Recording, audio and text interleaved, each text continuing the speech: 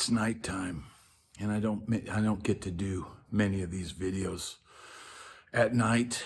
And this would be like prime gig time. It's about 8:30 at night here, and normally if I was in Nashville, I'd probably be playing a gig.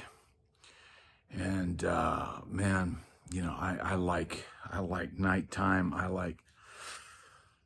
like sitting outside and seeing the moon and all that. Man, I just watched a fellow YouTuber, somebody who, I was real excited to have comment on my channel and let me know that he watched my channel. And I see this guy, and, he's got 40,000 subscribers. And he's, somebody I look up to. He's a younger guy than me. I mean, let's face it, everybody's a younger guy than me, right? I'm pushing 60, man. I'm 2 years away from 60. So 60 will be a big one, and maybe I'll do a big shindig at 60, or maybe I'll go record some music or something, have a big jam. How about a jam, right? But, I was just watching this video, and here's somebody who's got 40,000 subscribers, and he's feeling the same frustration. I think he decided he was going to do daily uploads, and just how I stumbled on daily uploads on my channel. And it's really just, just that, it's kind of that stone fist approach of just, Stallone style, just go out there and just keep working, keep trying something. But, I noticed he was feeling some of the same frustration that I feel when I'm doing this channel. Feeling the, hey, I got a video and it does really well, so I put out the next one, and then it goes, pew. Or I do one that does really well, so I do another one, similar but different, and the algorithm goes, pew. And, he's getting frustrated by that. And man, I've long since learned that, man, it's just a constant ebb and flow. Now, there was the character in Fast Times at Ridgemont High, Damone, right? The guy, the high school ticket scalper. And there was something that he said. He was trying to teach, I guess it was Mark, the younger kid, trying to teach him about women and how to be cool and how to not let things affect you. And I think that's a similar approach that you can take towards YouTube or anything in life. He said, no matter whether she comes, stays, lays, or prays, your toes are still tapping. And I think that's, and I don't want to offend anybody, but it was a funny line. And look, you can take this approach when it comes to dating, or you can take this approach when it comes to YouTube. I told him, I left him a comment, and I said, my approach is this. If I put out a video and it does good, great. If I put out a video and it bombs, great. I don't have any other, I can't take it personal. And it's the same thing, man. And I'll take it back to the Sunset Strip, because everybody loves hearing about the Strip. And one of the things about handing out flyers and going up to girls and trying to build a female following for your band is there were some girls that the minute you walked up to them, you knew they were not into you. They didn't want to hear anything you said. They didn't care about your band. And they just, they give you the resting bee face, right? Well, some of my friends would get upset when they would, because we'd have our friends out handing out flyers with us, and they'd get upset and, hey, well, you don't know what you're missing, and all this kind of stuff. And I said, hey, man, look, girls make up their mind, within seconds, whether you've got a chance with them. And you're better off just cutting your losses and going on to the next group of people, promoting to the next group of people, rather than sitting there and wallowing in your feelings and trying to convince this person that's, and I would say it's the same thing for the algorithm. You can't get bummed or upset when a video that you spent a lot of time on doesn't do as well as you think it should do. I did a video recently, the death of music. I think I probably put at least a week into the editing of it and the writing of it and all of the, different elements, the music and everything. And it did okay. I mean, it did a couple thousand, but, in all reality, I would have liked something like that to go viral.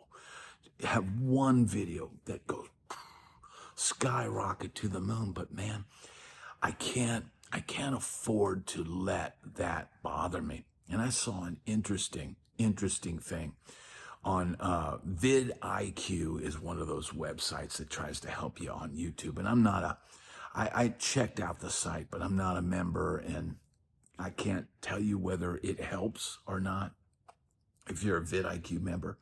But they posted something on Twitter. I follow them on Twitter because I like reading their posts.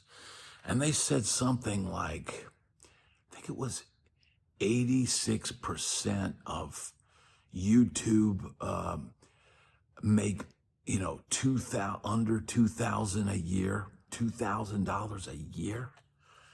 And I was like, and man, the people in the comments, I make zero, and all this. And man, it's like, wow, that's a lot of people who are really having a tough time with it, and I don't think it's easy at all. I don't think what I'm doing is easy for anybody's mental state or any of that. I don't think trying to start a YouTube channel, I know there's videos and the same guy on YouTube, this is it's Tone Talk, I think, the guy that does all the Kemper profiles and stuff like that, Tone Talk TV or something like that. But he was saying that Corey Congelio,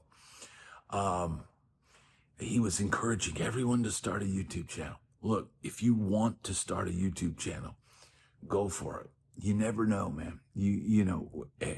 Everybody's got a shot, right? You can't win the lottery unless you buy a ticket, right? But man, the majority of people that put out YouTube videos, they don't make it, anything. And man, for a lot of people, getting 500 views, it would be epic. It would be the highlight of their day. I know for me, it's just a baby channel. 500 is a low.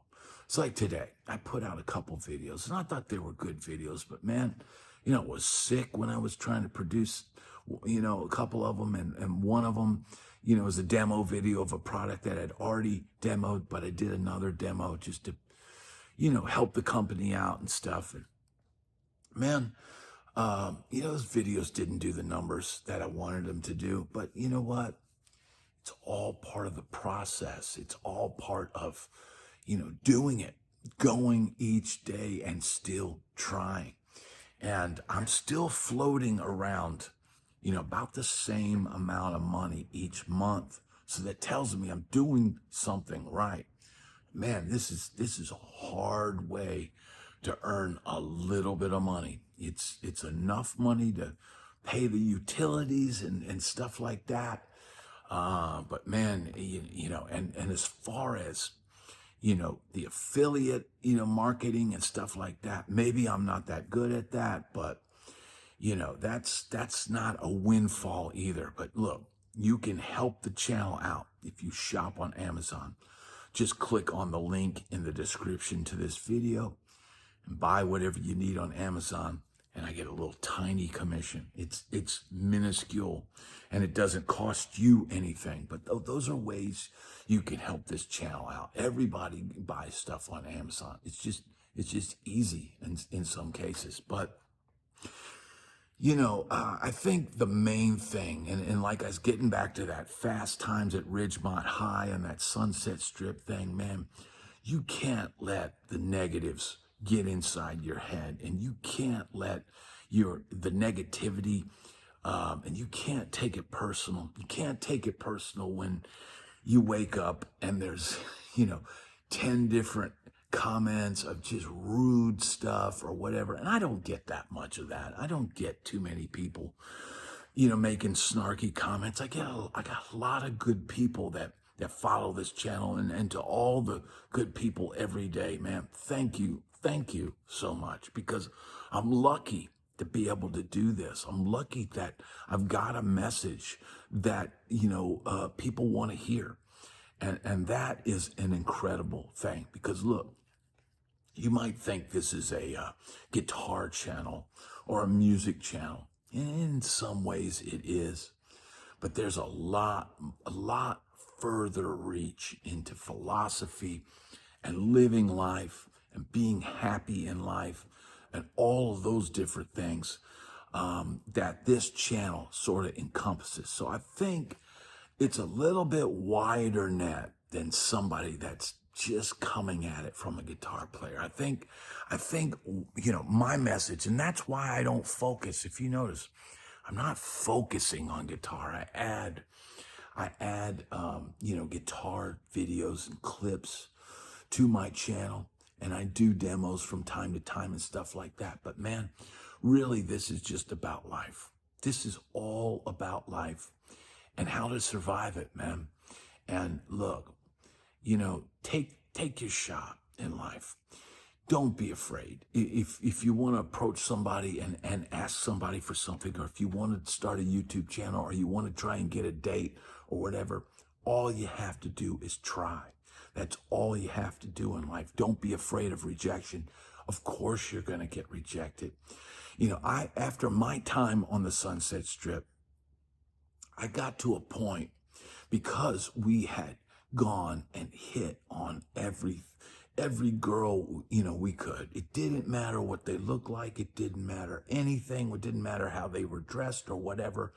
We were marketing machines, and that's what we did. We went out and we got girls to come to our show. But man, after I got off the Sunset Strip, I still knew how to do that. I still knew how to be that guy. But there were a lot of years where, dude, I just wanted to sit at the bar and have a beer and not have to work so hard and not have to deal with the rejection. Because dealing with that rejection every day, man, that can be a tough thing to deal with. Because frankly, let's just be honest, people can be mean. People can be cruel. People don't think about, what they're saying, that and how mean it is. I don't understand why somebody would even waste their time, shooting people down. It's like, look, and I mean, I've had times in my life where somebody's shooting me down or doing, and every now and then a switch will just, and I will go into big dog mode. And I remember being on the tour bus one time, and I had a, this was probably, I don't know, 15 years ago, 18 years ago.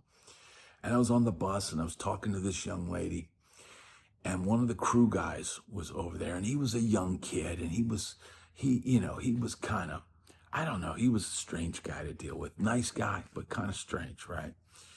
And he started just ripping into me in front of this girl who I'm trying to, have a conversation with. And he starts in on me, like a jealousy kind of thing. And dude, a switch just flipped, and I just roasted him to the wall. I just literally roasted this guy to the wall. And one of the artists was like, dude. And I was like, hey man, he started it and I'm going to finish it. Because look, man, that's out of character for me. It's out of character. But look, man, when I'm not bothering you and I'm just trying to have some conversation, because look, I've talked about this before, being out on the road and being on a bus with, 13 or 14 dudes, it's a pirate ship. And frankly, you get sick of being around dudes all day. So getting to sit there and have a smiling face and a friendly face that smells good and doesn't smell like dude ass, sometimes that would be the highlight of the day, is just having a friendly conversation with somebody of the opposite sex. And so this young kid tried to ruin that moment for me. And I just had to show him that, look, dude, if you want to sit there and insult me, I can roast you. I can roast you better than anybody on this bus. I can sear you. Like I said, that's not normally how I operate. But sometimes, man, sometimes you got to stand up for yourself, and especially if it's some rookie who's jealous. Frankly, he's jealous because I'm on stage, he's not. And I've got a date for the evening, which really wasn't even a date. It was just some conversation for a few minutes, just a break from the monotony. But man, you can't let those things. Look, you can't engage with people online who just want to say mean things. Hey, that's on them, man. I'm all about positivity now. I'm all about staying on the path and doing the work. And if I put this video out and people like it, great. If it just does okay, but a couple of people dig it and dig the message, then that's all that really matters. And that is the reality of all of this. Man, if I can help one person to, hey, don't take it personal. Just do the work. Stay on the path. And you'll eventually get to where you need to go.